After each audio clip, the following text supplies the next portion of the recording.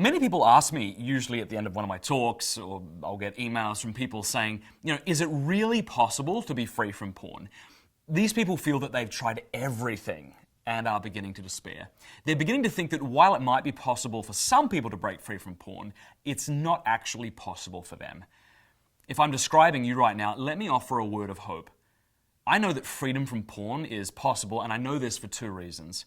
First, I and many people I know who have begun to find freedom from porn have been exactly where you're at and have felt the same way you feel now. Secondly, as a Christian, I know that no matter how entrenched in porn you are, God's grace is bigger and that He is able to do more than we can ever hope or imagine. Now, in this video, I'm not going to get into the strategies that are helpful to break a porn addiction. Instead, what I want to do is discuss 3 truths we need to be aware of in order to even begin fighting porn addiction effectively. Number 1, you need to be thinking about sex. Yep, you heard me right. Australian author and apologist Frank Sheed once wrote that modern man practically never thinks about sex. He might dream about it, joke about it, write songs about it, but he doesn't think about it. What is the nature of sex? What's its purpose? You see, I'm sure you're aware of this, sex wasn't invented by Playboy, Cosmo, or 50 Shades of Stupid. It was warped and distorted by these things. Now, if we want to know whose idea sex was in the first place, we only need to look to the very first commandment in the Bible from God to humanity. In Genesis chapter 1, verse 28, God says, "Be fruitful and multiply and fill the face of the earth." And as Dr. Peter Kreeft once noted, I do not think that he meant, when he said be fruitful and multiply, I need you to grow pineapples and invent calculators. No, sex is a good thing and a sacred thing. And while we're on the subject, so too is sexual desire. Christianity is not about the annihilation of sexual desire. It's about the reorientation of it for the sake of love.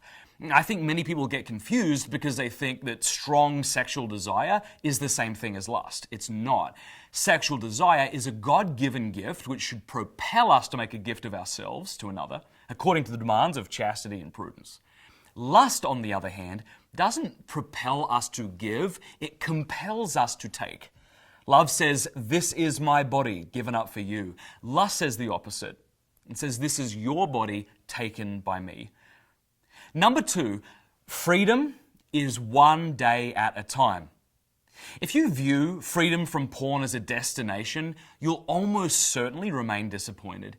And this is because freedom is not so much a destination we reach as it is a daily decision we make. Freedom is one day at a time. So your goal today is not, okay, I'll never look at porn again. Instead, it's today I resolve to be the person God made me to be. And one thing that means is this: today I will not get sucked into lust and pornography. As Jesus said, don't worry about tomorrow. Tomorrow will be anxious for itself.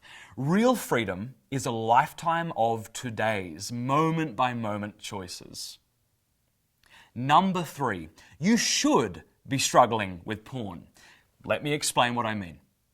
Many Christians I encounter seem to think that the word struggle is synonymous with give into. We hear people say, "I've been struggling with porn," and we assume that they mean, "I've been giving into porn." And that is what they mean. But that's not what struggle means. In fact, it means the opposite. It means to contend with an adversary or opposing force. So, now we understand that. I hope you won't be offended if I say to you, look, if you're tempted to look at pornography, I hope that you're struggling with pornography, since the only other alternative is simply to give into it. And recognizing this, when we struggle, right, when we contend with an adversary or opposing force, we grow stronger. When we struggle with pornography, we grow in virtue. But it's not just the virtue of purity or chastity that we grow in other virtues as well, right, such as moral courage, patience, temperance, humility, self-mastery. What I'm trying to say here is that struggling with porn, properly understood, can actually be a very effective way to become holy, to become a saint. So if you struggle with pornography, recognize that you have an opportunity to tap into a massive outpouring of God's grace.